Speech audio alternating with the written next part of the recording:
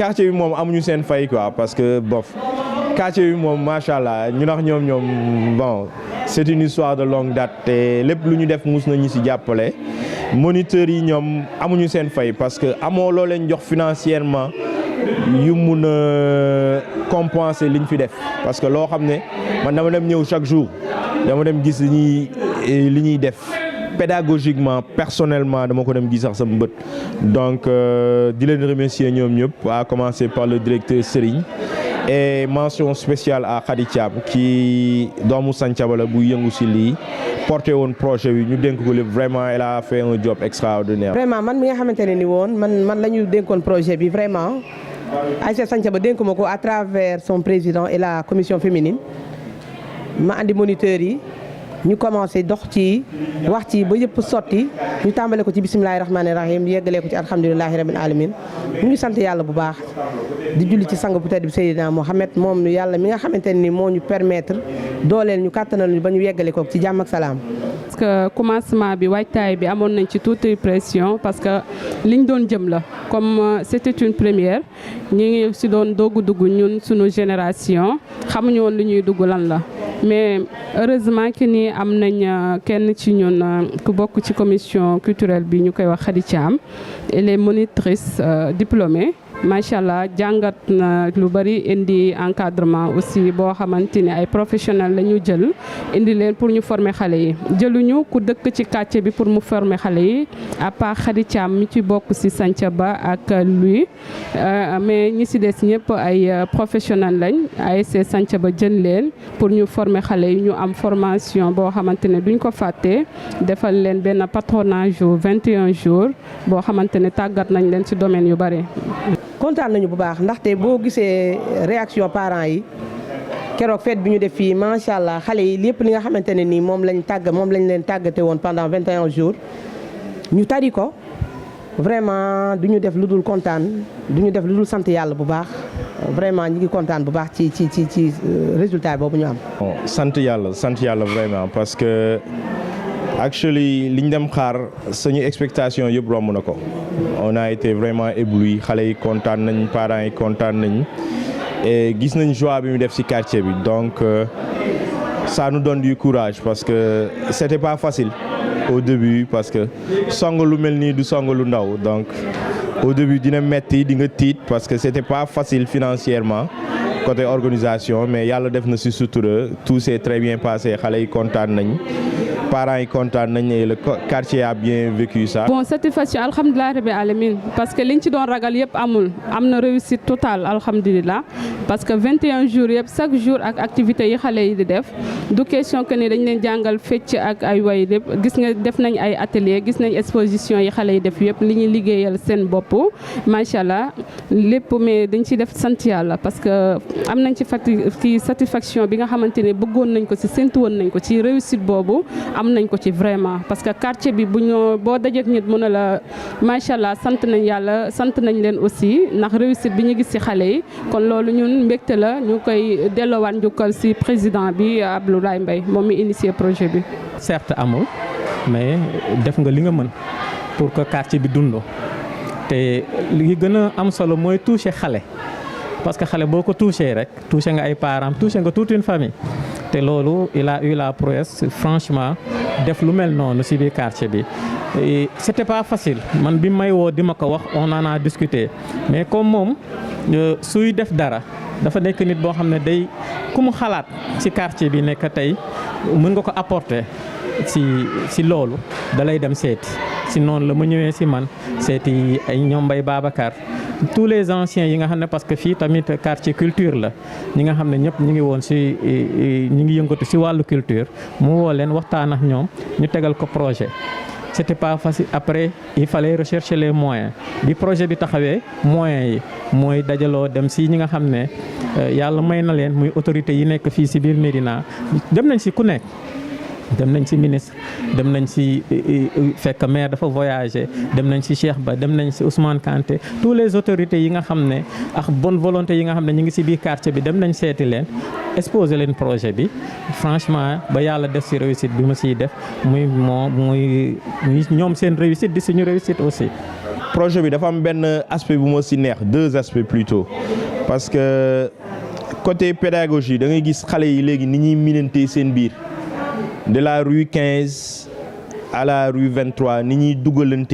et ce qui est vraiment important pour ñun léegi génération yi gën a minante. Deuxième côté bi mooy côté politique bi,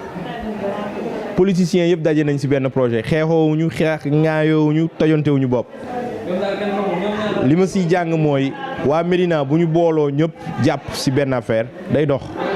Parce qu'on a eu la chance d'avoir le ministre Seydou Gueye avec nous, qu'on remercie au passage.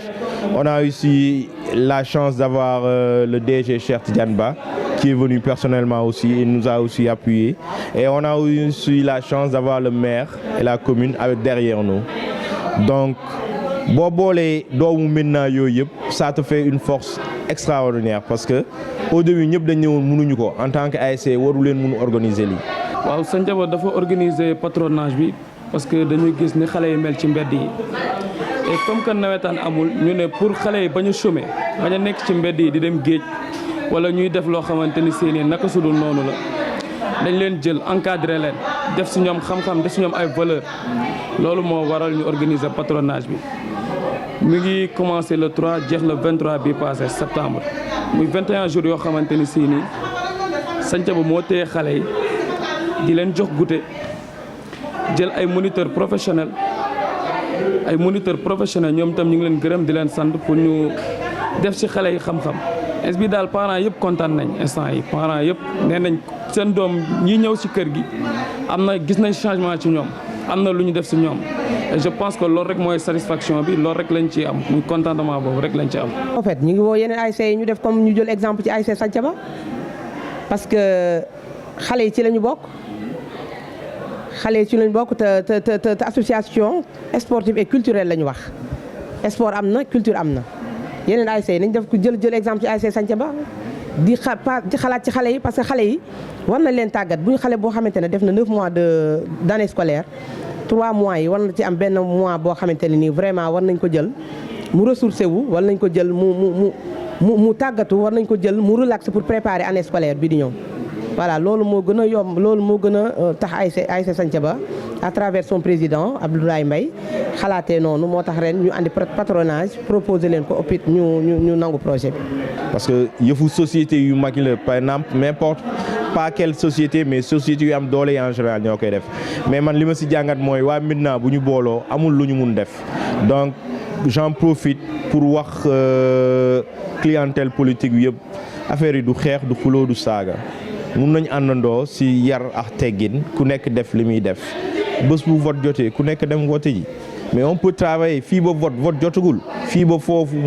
y a tellement de choses à faire à la Médina. li tax ñuy jël suñu énergie bëgg ci rayante saagante wax lu ñaaw yarewuñu loolu aussi. Donc j'espère que ñëpp dinañ ci profiter xool ci exemple bi. Parce qu'on a accueilli tous les politiciens et ça a très bien marché. Il n'y a pas eu de faille, il n'y a pas eu de problème amul xeex amul saaga, donc je les remercie tous au passage. Juste di remercier ASC Santhiaba, di remercier bureau bi yëpp, di remercier section féminine bi surtout yi nga xamante ne ñoom ñoo liggéey projet bi, di remercier le président Abdoulaye Mbaye moom mi nga xamante ni delluwul benn yoon ci projet bi, porté na ko macha allah ba mu am réussite, daw ci benn yoon luñ ko teg rek ñun tegu moom nangu na ko. Di remercier aussi Khady Thiam moom mi nga xamante ne moo porté woon projet bi aussi. Di remercier population bi yëpp ñoom ñi am ndénkaane ak gëm-gëm ba dénkuñu seen njaboot ba ñu def ci mën a def ci ñoom dara. Kon dañ koy delluwaat Santhiaba dëkkuwaay yi ak population bi yëpp ak ñëpp ak ñi nga xamante ni ñoo ñu jàppale ñëpp. Particulièrement le premier magistrat monsieur le maire Cheikh Ahmadou Bamba Fall, Cheikh Ahmed Tidiane Ba, gis nañ taxawaay ñoom ñëpp ak monsieur le ministre Seydou Gueye, parce que nit tamit bu la dimbalee ci dara da nga koy remercier ci domaine boobu. Kon képp koo xamante ne du ñu lim ñëpp mais képp koo xam ne jàpp na ci projet bi jàppale nañu ci rek ñu ngi leen di remercier. Ngërëm gi génnul li naan dërëm bi génnul gaal gi, gërëm gi maa ngi koy jublu ci ASC Santhiaba, maa ngi koy jox ASC Santhiaba. Loo gis am na njiit gi mooy président Abdoulaye Mbaye, maa ngi koy teg ci loxoom mu joxal ma ko waa commission féminine, vraiment mu joxal ma ko waa quartier Santhiaba bi yëpp. Ndaxte ku ci waxul wax ju baax def nga ci sa dërëm def nga ci sa xalaat vraiment def nga ci sa xel bu rafet vraiment Santhiaba quartier bi yëpp ñi ngi gërëm ñëpp di sant ñëpp di gërëm tam moniteurs yi nga xamante ne nii man maa leen fi andi moniteurs yi dëkkuñu Médina moniteurs yi dama leen jëlee un peu partout ci suñu association bi ñuy wax ASS foofu laa jëlee moniteurs yi vraiment ñoom tam ñu ñëw liggéey ak xol liggéey ak yéene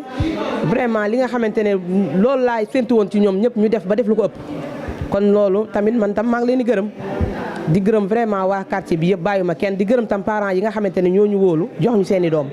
parce que ku nekk xam na ne doom ci xol la sax mais wóolu nañ ñu jox ñu xale yi ñu def li nga xamante ne ni moom la ñu amoon yéene ci ñoom vraiment amuñu seen fay ñu ngi gërëm ñëpp di sant ñëpp. sant yàlla vraiment parce que actually liñ dem xaar suñu expectation yëpp romb na ko on a été vraiment ébloui xale yi kontaan nañ parents yi kontaan nañ et gis nañ joie bi mu def ci quartier bi donc ça nous donne du courage parce que c'était pas facile au début parce que song lu mel nii du song lu ndaw donc au début dina metti di nga tiit parce que c'était pas facile financièrement côté organisation mais yàlla def na ci sutura tout s'est très bien passé xale yi kontaan nañ parents yi kontaan nañ et le quartier a bien vécu ça. waaw ñu ngi gërëm tamit ñi nga xamante ne suñu autorité suñu administrateur monsieur Bamba Fall ñu ngi koy gërëm suñu maire de la ville vraiment jàpp na ci liggéey bi di gërëm monsieur Seydou Gueye autant pour moi di ko gërëm bu baax Seydou Gueye Cheikh Ba aussi ñu ngi koy gërëm bu baax di gërëm ñi nga xamante ne nii ñoom ñëpp Médina gi nga xamante ne ñëpp ànd ñi nga xamante ne ni daal fekk nañu foofu vraiment xeebaluñu suñu yëf ñoom ñëpp ñu ngi leen di gërëm vraiment ñu ngi gërëm autorités yi nekk Médina yëpp autorités yi nekk Médina yëpp ñu ngi leen di gërëm di leen sant bonne volonté yi nga xamante ne tamit ñëw nañu fekk ñu foofu jox ñu seen alal vraiment jox ñu jàppale ñu daal ñu ngi gërëm ñëpp vraiment waaw di sant ñëpp